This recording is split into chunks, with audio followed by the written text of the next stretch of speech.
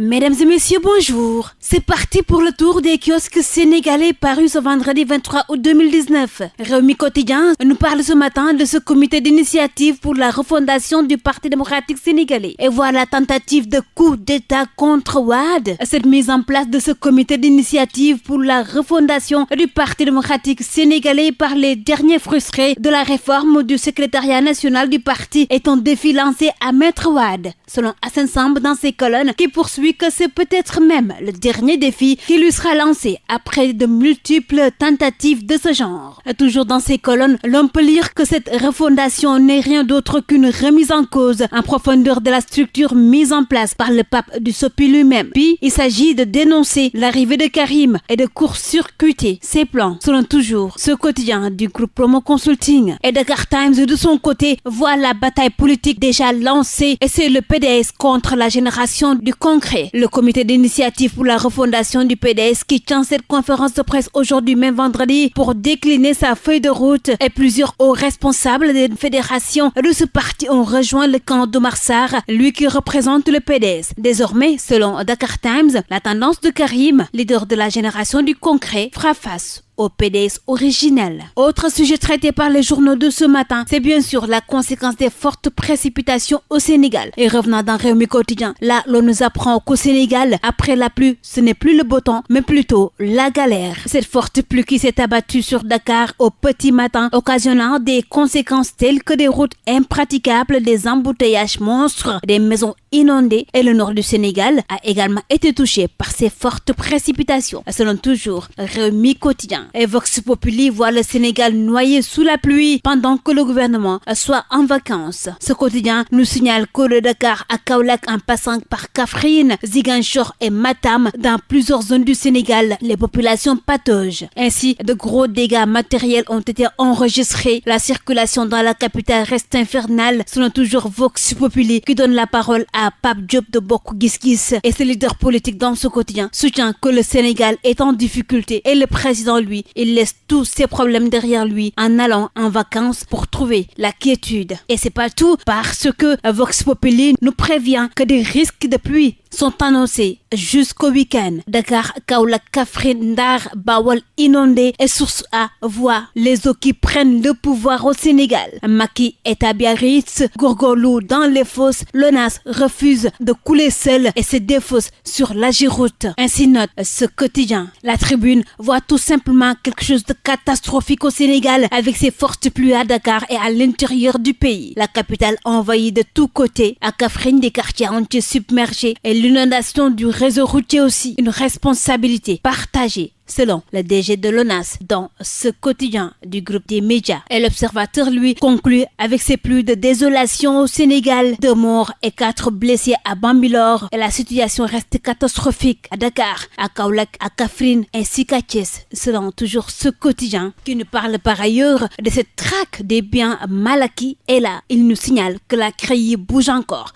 car Abdoulaye Baldé, Samuel Sarr, Madické Niang et Ousmane Ngom, ils sont toujours aux trousses de cette maison de contrôle. Et pendant ce temps, l'As quotidien nous apprend que l'OFNAC fouille le Prodac avec ce scandale des 29 milliards impliquant le ministre Mame Mbaye Niang. Ceux qui pensaient que ce scandale était rangé aux oubliettes peuvent déchanter selon ce quotidien qui précise que d'après des sources de foi, l'Office national de lutte contre la fraude et la corruption est en train de fouiller le programme des domaines agricoles communautaires. En effet, à la suite du rapport de l'inspection générale des finances qui avait épinglé le ministre Mame Mbaye Niang et les 2 premiers coordonnateurs, Seynabou Ndiaye Diakhaté et son équipe se sont saisis du dossier pour démêler l'archeveau. D'ailleurs, des agents du Prodac défilent tous les jeudis à l'OFNAC, selon l'As quotidien. Cependant, il semblerait qu'il s'agit plutôt de faute de gestion que de détournement des deniers publics, d'autant que depuis l'arrivée de Pape Malick Ndour comme coordonnateur, les Israéliens ont recouvré leurs sous et repris les travaux, nous signale-t-on toujours